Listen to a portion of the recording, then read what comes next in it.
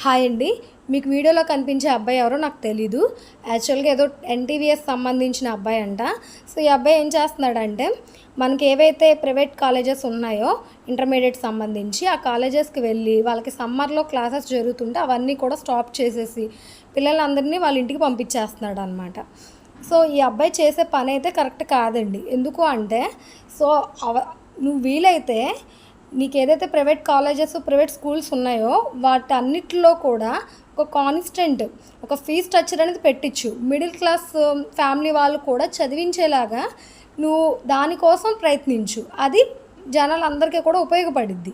లేదు అంటే government schools, government colleges develop చేయండి. అంతేగాని పని కట్టుకుని క్లాసులు జరిగే దగ్గరికి వెళ్ళి క్లాసులు ఆపేసేసి స్టూడెంట్స్ని ఇంటికి పంపించేస్తున్నారు. దానివల్ల మీకేమొచ్చిద్ది? స్టూడెంట్కి కూడా ఏ బెనిఫిట్ ఉండదు. వాళ్ళే కెరియర్ లాస్ అయిపోతారు. మీకు అర్థం అవుతుందా?